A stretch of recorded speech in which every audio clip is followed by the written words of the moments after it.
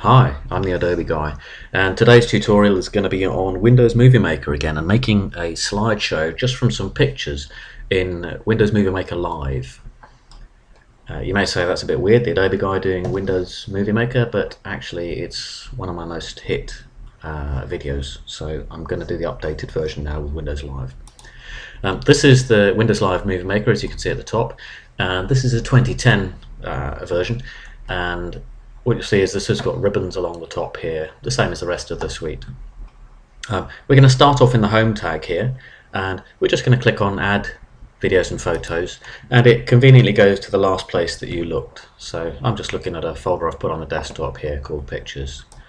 I just drag a box over these to select them and click open, and it places them all in what would be at the timeline. It's actually just showing frames, but it's effectively a timeline here. Now these may not be in the right order, so what I do is I just click on one of them and move it into a different position. And you'll see the common theme here is with the food, and this is a 5-bird roast that I cooked last Christmas. It took quite a while to prepare, but it was worth it. Okay, now we've got our pictures in here. Now at the moment these are just static pictures, and if I just play this, it'll just play through the picture for the duration that I've got this set to, and then it'll switch immediately to the next picture with no transition or anything at all. What we generally want to do is we want to make it a little bit more fancy than that. So I'm just going to move my cursor back to the beginning, and what I can do is I can just hover over one of these automatic movie themes, and what it'll do is it'll actually come up with the theme, and I didn't do anything there. I've just hovered over it and it's previewing the automatic movie theme with transitions, with animations, with pan and zoom on the pictures, all set up for you, so you don't have to do anything, it'll all do it for you. This is just a couple of examples of ones. This one I prefer to the first one. What it does is it starts to show a few of the pictures before it actually comes up and says the title shot. So you've dragged people into it immediately rather than forcing them to see who's made it before you start. So when you get to this stage, this is where it comes up with the title, and just to show you what you can do there, if I go back to, oops, firstly I need to apply that one. If I go back to that shot there, I can change the actual text here, and I'm just going to change this. Okay, so I've changed the text, and I can treat this just like any other text box. So I can reposition it, resize it, and when I click on play, you'll see the effect that has. So it's applied some effects to the text that I put in there. See, I didn't put those shadows on at all, it just appears with the text. Okay, so that's a very simple theme. I'm going to go back to no theme. Yeah, and you see in this instance that it's actually put a few extra things in that I don't want. So you see the back camera there. What I can do is if I click on the actual picture, the thumbnail, and press delete, I've deleted the whole thumbnail itself, so the whole picture that's in there plus the text underneath. In this instance I just want to delete the text underneath, so I click on that and you see how the text itself is highlighted, and now when I press delete it deletes the text but not the actual image itself.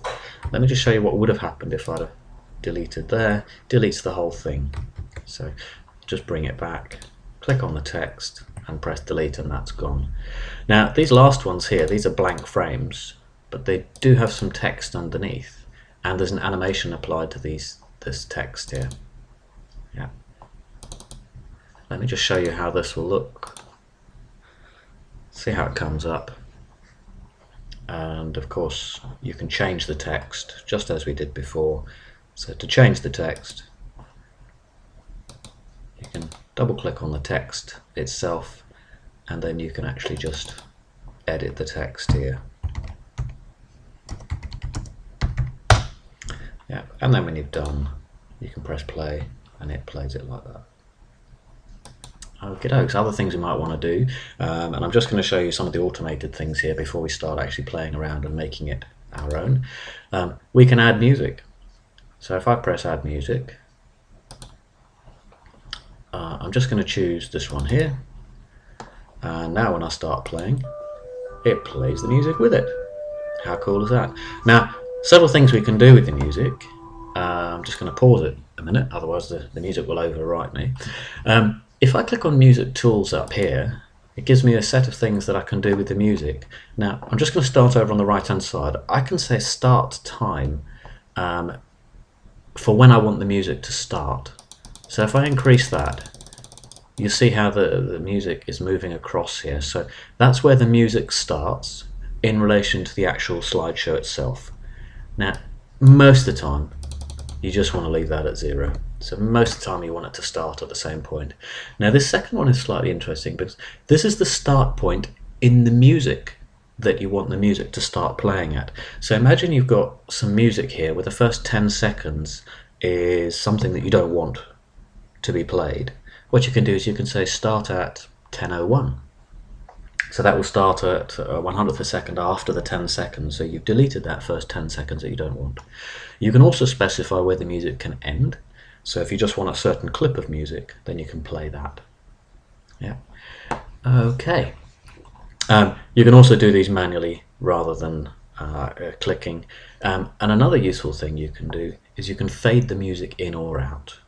Now, if I fade it in with a fast fade, and I'll fade it out with a fast fade as well. It's difficult to actually notice on this because the music fades in, but you'll hear it starting to fade in and then get to full volume. Okay, and I'm going to just go to the video tools just to show you a few of the things. Now each of these images that we brought in at the moment is set to play for 7 seconds. If I adjust that, you'll notice how I've highlighted one of these frames. If I adjust that and have that set to 3 seconds instead of 7 seconds, now when I play it, it plays that one very fast, but the second one is still set at 7 seconds. Yeah. Obviously if I wanted to apply it to more, I can simply select more frames by holding down the Shift or the Control key, and if I want to select them all, quickest way of doing it is click on the first one, go to the last one, holding the Shift key, and then select the duration that you want all of these to be. So if you want it to whip through very fast, there you go. It's now just showing each one for 1 second. Okay, 1 second is probably a bit too fast, so I'm just going to change these back to the default here, which is 7 seconds. And actually with most of the things you're better off just leaving them on the default. There's no real need to actually fiddle around with them too much. Okay, let's go back to the home tag here. Now with the music, there's various other things I'll come on to later on with that. We can add a combination of slides and videos, and it will play the video in its full length, or you can clip it, you can trim it with the video tools option up here. You'll notice if I click on video tools at the moment, the only option I've got is for the duration, but I can split and trim the actual video if it is a video. At the moment I've only got the duration because it's just a picture. Okay, just running along here quickly, we've added music. You can also put in your own webcam video. So if you've got a webcam, you can put your own webcam video into one of the frames, or you can actually just have it to the side so people can see you and the thing you're showing them. Snapshot actually takes a snapshot of this preview screen here. So if you're part way through and you want to take a snapshot to send to somebody, for example, if you want to see if they like what you've done there, you can do that. Title, caption and credits. Caption, whatever frame I'm on, if I click on caption, it puts some text on top of the actual picture. Now again, that text can be moved around and I can edit that as I like and change the color maybe. Okay, and let's just see how that looks. There we go.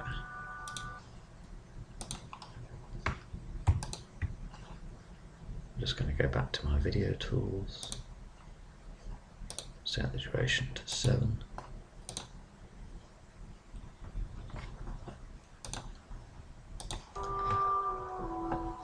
But you'll notice I still don't have any transitions or effects on my pictures. Now I showed you how to do that automatically, and you see the caption has appeared. If I don't want the caption, I can just delete it by clicking on the text frame, remember, not the actual thumbnail. Okay, credits are what we have down here. So these are the credits, and effectively they're just a caption, but they're a caption that's got some effects applied to the text. So the text actually does some motion. And you've got a few different ones you can have here. So director, starring, location, you'll see these are the presets. If I click on credits, it just puts in a blank credit, which I can have scrolling up the screen. Now title is what you generally put at the beginning, and it's just a simple text box on a blank black screen. You can change the background color of this screen as you like. I'll just set that back to what it was, and you need to play it part way through because the text itself fades in from black. Okay, if I want to delete that, I'll press delete. I would normally put the caption in maybe one frame into the actual picture, just so that people are not hit by your caption at the very beginning. It just looks much more professional. And you'll see this if you watch any TV show now. You see it starts off with the action, and then after a couple of minutes it goes into showing you what the title is all about. Okay, we've had a look at some of these, but let's do them automatically, and we'll come back to all this stuff here because that's to do with the end. That's the automatic way of doing the themes. Let's do them manually. Now, the first thing we can do is we can put an animation on a frame, and this is the way they transition between the different frames. And by transition, let me just show you what it means. Click on there, and it swipes from one into the other. Yeah, so you'll see how it goes from that one picture into the second. Yeah. Don't try and be too fancy with these. There's nothing worse than being the guy who got Windows Live Movie Maker for Christmas and showing off all the effects that you can do. Yeah, pick one and generally stick with it unless you want to specifically show a certain effect. Yeah. Most of these are a bit fussy. Yeah. These are quite useful. They look very effective. Yeah. So if I just hover over it, you'll see what it's going to do. It's a nice page turn. Yeah.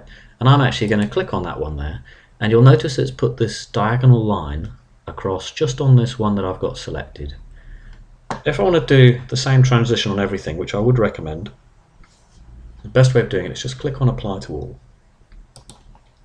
That same transition is then applied to all, and with this particular one I'm going to change the duration. So I'm going to just choose from the drop down 2 seconds. You notice I can also type in a duration, so if I want it to be even longer I can just type it in, and you'll see why I've made it that little bit longer, because 3 seconds is a good transition for this. Yeah, the 1.5 is a bit quick. Okay, over here on the right what we have is some effects, and these are the pan and zoom effects in particular. Now you'll see there's a variety here, and again I'm just going to show you what they are, and what it's doing is it's panning the picture, the next picture, gradually down the screen. Yeah, these previews are quite short. Now the one that I recommend you use is quite simple. I mean, there's loads here that you can play around with.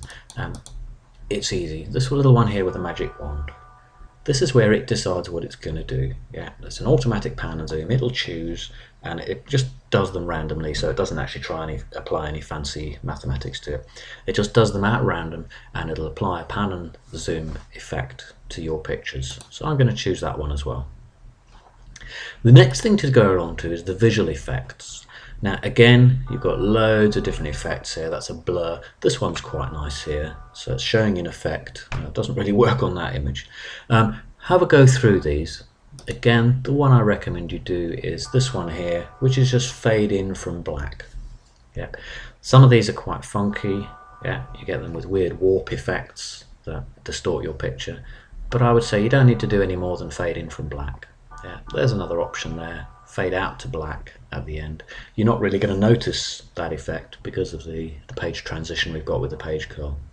You can fade out to white as well, or sorry, fade in from white. Yeah, I'm going to fade in from black there. And again, I'm going to click Apply to All, and you notice a different icon now has come up. Yeah. Okay, let's go to the project. Here's where I decide audio mix. Yeah, so if I've got two audio tracks, I can actually blend the two together. So I can fade one down and focus on the other one. And here's the other thing I said I can do with the music, is what I can do is I can actually click on this button here, and it will stretch out the duration of all of my slides to fit the full length of the music. And equally widescreen, which is more appropriate for this project because all the pictures are taken in widescreen. So I'm going to change it to widescreen. Yeah. Just for this example, just to stop it being too long, I'm not going to fit it to the full length of the music, but I am going to fit it to widescreen. Yeah. When I go into view, this is basically the preview screen here. The thumbnail size, these are the thumbnails. I can make them bigger or smaller. I can preview this in full screen as well. What I can also do is move this slider bar across to actually resize this preview view. When I click on edit, this takes me to the video tools, music tools, takes me to the music tools, and you'll see here I've got the fades in and the volume and everything like that. Okay, let me just go back to the home page now, because it's time to actually save our work. So what I've got is I've got a variety of different options here for where I can upload it to. So if I just simply click on that button, it takes me to YouTube, and if I'm logged in, it lets me save it to my site. The other thing I can do is I can go across to Save Movie here, click on the drop down, and it's got a load of different settings for different devices, which are quite handy. Now I'd recommend you save in the best possible quality that you can get away with for whatever output media you want. I wouldn't recommend using that for email one. It's a bit small and a bit tacky. It kills your video too much. I'm going to say for high definition display, just going to click on that one there. Comes up here, asks me where I want to save it. That's fine. I just click save, and I've got the options there of what type of format I want to save in, WMV or anything like that. This is going to take quite a while to do, so I'm not actually going to do the complete save. I'm just going to click cancel there for now. Yeah. What I am going to do is I'm going to show you it previewed on here. Yeah. And the way I can do that is I can go into view, oops, preview full screen, and there's, you see the page turn coming across nicely, and you can see the pan and zoom coming into effect as well.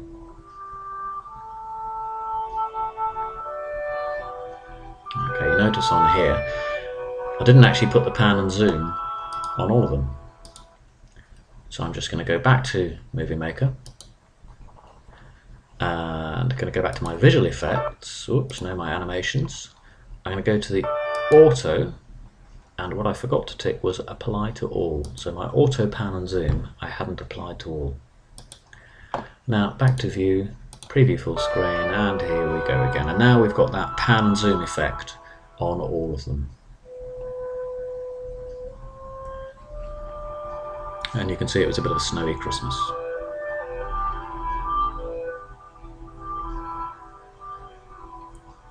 And just about to come up with the director and screen credits at the end. And as I said, you can type in whatever text you like here. Okay. Well, that's really it for Windows Movie Maker. I hope this has been useful to you. And as I said before, I'm the Adobe guy, and thank you for listening.